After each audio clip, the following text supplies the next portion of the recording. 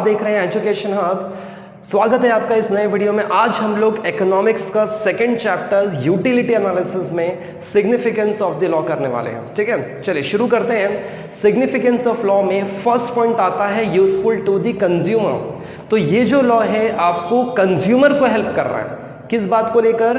Consumer के पास जितने भी रिसोर्सेज हैं वो अपने आप को कैसे उस कम रिसोर्सेज में सेटिस्फाई कर पाए, इसके लिए ये थ्योरी कंज्यूमर को हेल्प करता है। ठीक है, तो फर्स्ट पॉइंट में क्या लिखा है, चलिए देखते हैं। This law create awareness among the consumer to obtain maximum utility from the limited resources. देखो सिंपल सी बात वहां पे लिखी है कि आपके पास मैक्सिमम यूटिलिटी आपको मिलनी चाहिए with in the minimum resources. तो ऑफ कोर्स ये थ्योरी कंज्यूमर को इस तरह से हेल्प करने की कोशिश कर रहा है कि रिसोर्सेज भले ही आपके पास कम है लेकिन आप उसमें मैक्सिमम सेटिस्फैक्शन पाना चाहिए, चाहे कंज्यूमर डाइवर्सिफाई ना हो, चाहे कंज्यूमर और ज्यादा मतलब और किसी चीजों की चाहत ना रखे। ठीक है, इसलिए थ्योरी कंज्यूमर के लिए काफी हेल्पफुल है। ये फर्स्ट पॉइंट था आपका। सेकेंड पॉइंट है यूजफुल टू द गवर्नमेंट। इसका मतलब ये जो लॉ है ये गवर्नमेंट को भी कहीं ना कहीं हेल्प कर रहा है। और गवर्नमेंट को कहाँ हेल्प करता है?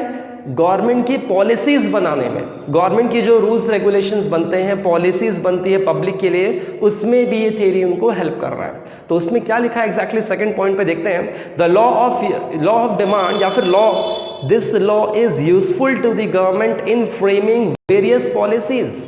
मतलब बहुत सारी पॉलिसीज बनाने में ये लॉ हेल्प कर रहा है। ठीक है, such as progressive tax policy, trade policy, pricing policy, इतनी सारी जो पॉलिसी गवर्नमेंट बनाती है उसको बनाने में, क्रिएट करने में ये थ्योरी हेल्प कर रहा है। इसका मतलब गवर्नमेंट के लिए भी ये थ्योरी यूजफुल है।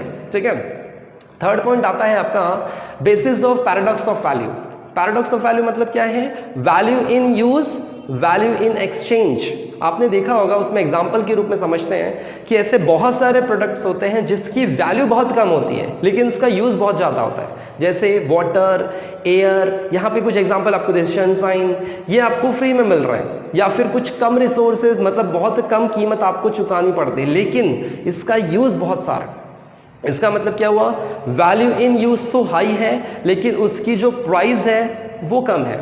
और ऐसे भी कुछ प्रोडक्ट्स होते हैं, कम्युनिटीज होते हैं जिसकी वैल्यू बहुत हाई होती है लेकिन उसका यूज बहुत कम होता है, जैसे डायमंड हो गया, गोल्ड हो गया, है ना।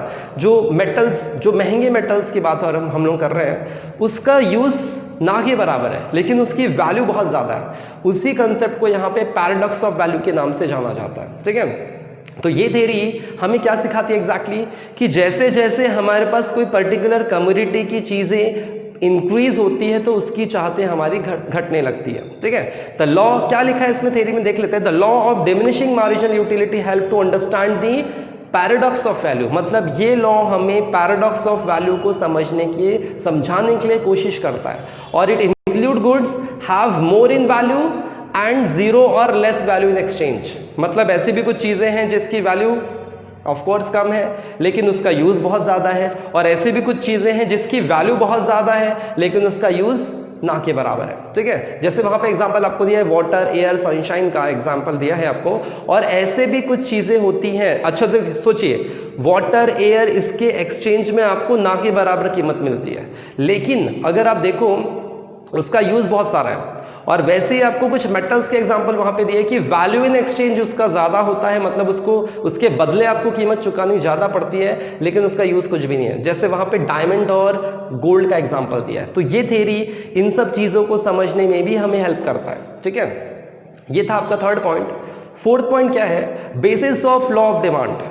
तो कहीं ना कहीं जो लॉ ऑफ डिमांड है वहां पे भी diminishing marginal, law of diminishing marginal utility concept का यूज किया गया है। और वो कैसे होगा सोचो, लॉ ऑफ डिमांड क्या कहता है? जब प्राइस बढ़ती है तो डिमांड कम हो जाती है और जब प्राइस घटती है तो डिमांड इंक्रीज हो जाती है। ये लॉ ऑफ डिमांड कहता है, सिंपल सा। ठीक है, अच्छा ऐसा क्यों होता है कि प्राइस घटने के वजह से लोग डिमांड ज्यादा करते हैं? क्योंकि यहाँ पे law of diminishing marginal utility का कंसेप्ट यूज हो रहा है।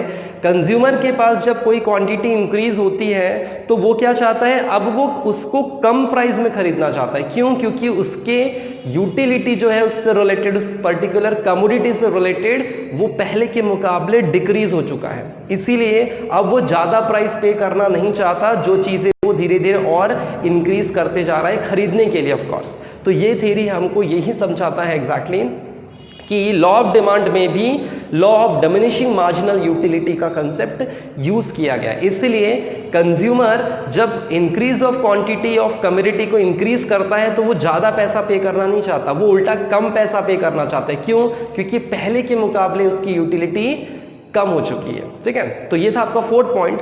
उसमें क्या लिखा है थ्योरी में? The law of demand is also based on law of diminishing marginal utility. मतलब वहां पे भी बोला जा रहा है कि law of demand is based on this theory, DMU theory पे बेस्ड है, और according to this law quantity demand of a goods rises with the fall in prices. Of course demand आपकी इंक्रीज होती है जब प्राइस घटती है, और इसका उल्टा हो जाता है जब प्राइस आपकी इंक्रीज हो जाती है। ठीक है, when consumer purchase more unit of a commodity या फिर goods, it marginal utility is स्टैंडली decline. Of course जब वो चीजें ज्यादा खरीदता है तो उसके मार्जिनल यूटिलिटी जो है वो धीरे धीरे कम हो रही है, इसीलिए वो अब दोबारा खरीदते समय वो ज्यादा पैसा उस पर पे करना नहीं चाहता, इसलिए वो वेट करता है प्राइस कम हो तब मैं वो प्रोडक्ट खरीदूं।